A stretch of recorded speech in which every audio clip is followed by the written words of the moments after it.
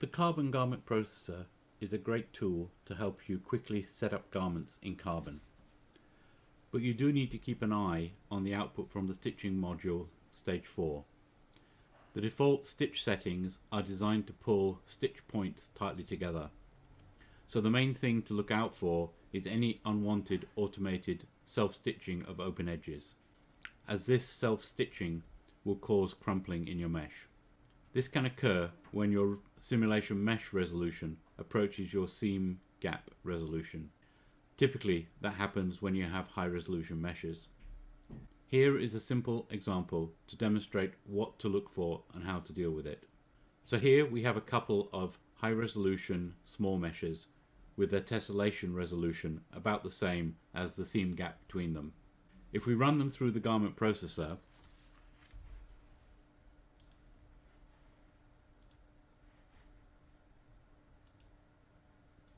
and now hide the cloth physics drawer, which looks very thick because the whole scene is only about 1 centimeter across, and unhide the simulation meshes and zoom in, we can see the stitching in yellow here. Now, based on those lines from the edge of the hole in the grey cloth to the edge of the red cloth, clearly our stitching distance is too big, so let's reduce that, which is controlled by the radius in the stitching module in the garment processor here.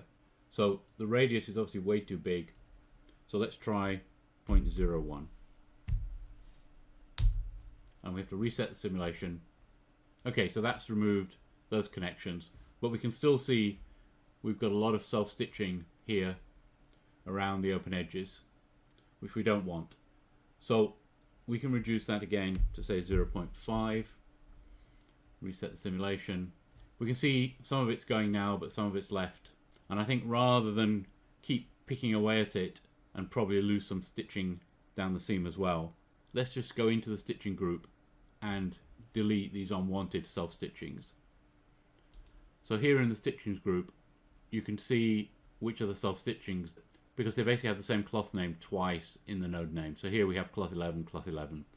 1122, that's obviously both panels, and 2222 is another self-stitching. So let's just delete both those self-stitching. There, we've gone. So that's perfect now.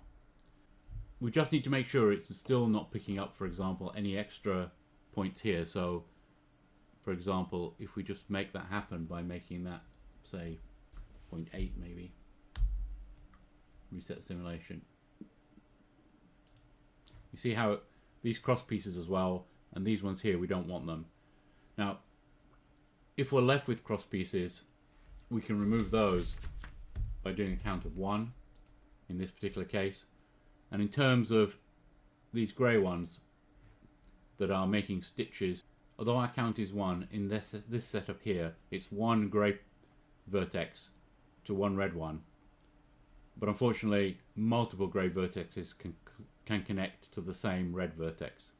So the only way of getting rid of those is to reduce the radius. Okay, that looks really good. So that would now stitch just fine. So I hope that was helpful, and thank you for watching.